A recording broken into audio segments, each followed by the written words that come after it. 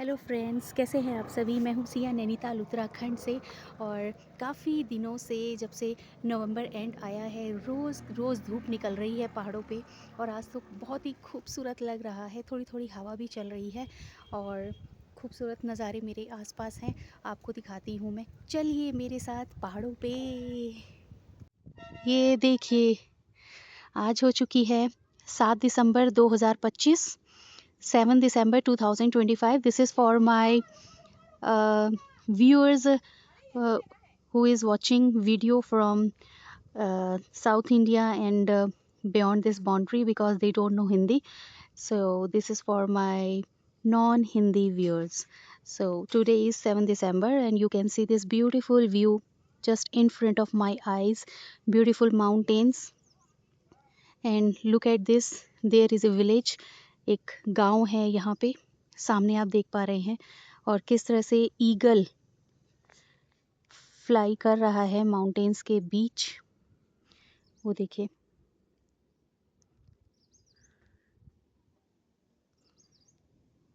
मेरे घर के वहाँ से तो थोड़ा थोड़ा हिमालय भी दिखाई देता है, और यहाँ से ये दूसरी लोकेशन है, यहाँ से नहीं दिखाई दे रहा है।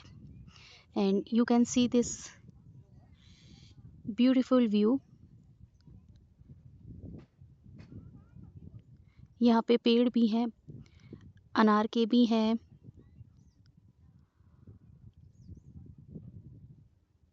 कीनू के भी हैं, माल्टा के भी हैं, नाशपाती के भी हैं।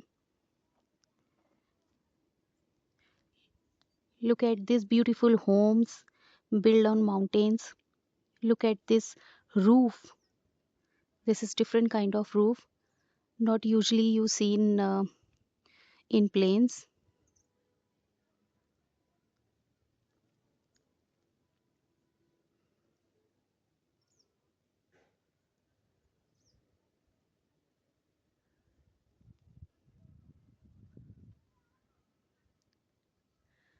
You can see the colors of houses there, and just there is a temple. So Uttarakhand is known as Devbhumi, because here people worship very much. And एक देखिए, वो पे वहाँ एक जो जन हैं धूप सेक रहे हैं घर में बैठे हुए।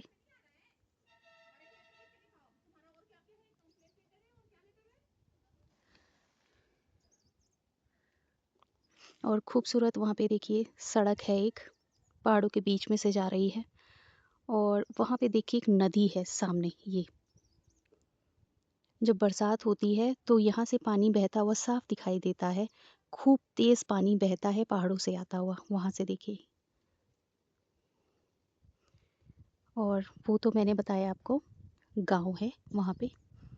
और देखिए वहाँ से कैसे धुआं निकल रहा है पहाड़ों के बीच से।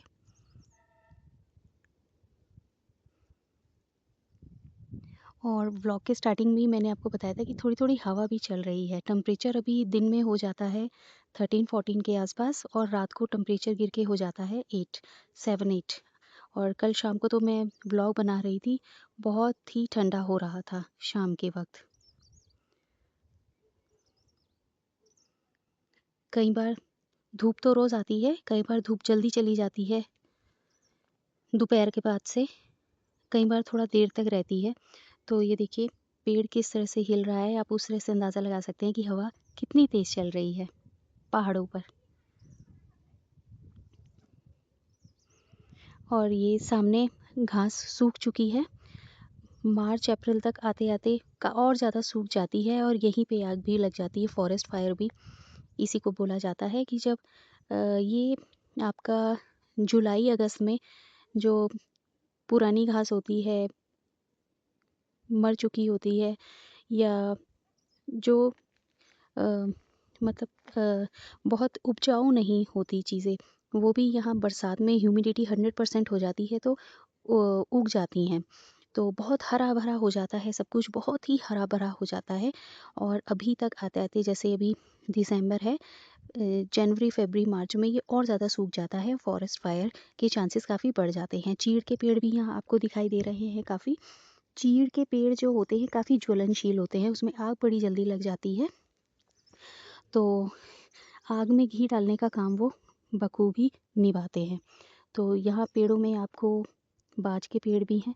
बाज का पेड़ और ये जो पाइन ट्री होता है, इसमें एक फ़र्क होता है कि जहाँ बाज का पेड़ होता है वहाँ पानी की कमी नहीं होती, वो पानी को कंज़र्व करके रखता है। और जो ये पाइन ट्री होता है, ये पानी को सोखता है। और तो पाइन फ्रूट मैंने आपको कई बार दिखाए हैं, मैंने अपने घर में भी रखे हैं उनको पेंट करके। अगर आप कहेंगे मैं तो दोबारा वीडियो आपको मैं दिखा दूँगी। तो वो पेड़ से अपने आप नीचे गिर जाते हैं और उनको आप ले सकते हैं। और टूटने के बाद भी उनका जो साइज़ है वो बड़ा होता रहता है। तो ये देखिए, सामने पायलट बाबा का मंदिर आपको दिखाई दे रहा है, रेड कलर की बिल्डिंग, वो सामने ये।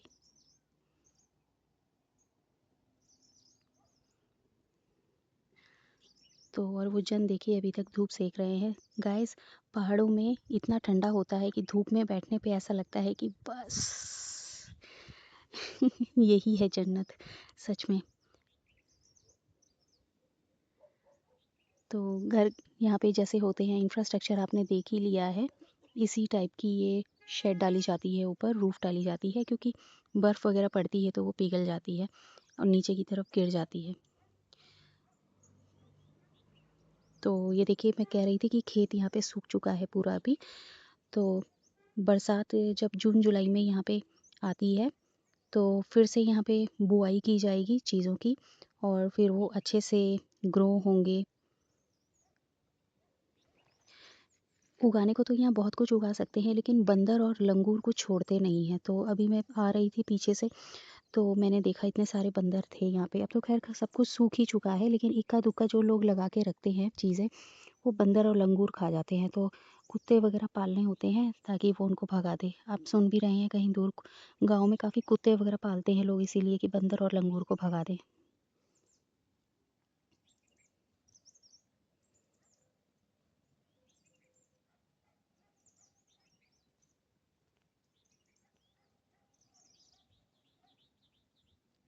सो यही था आज का व्लॉग।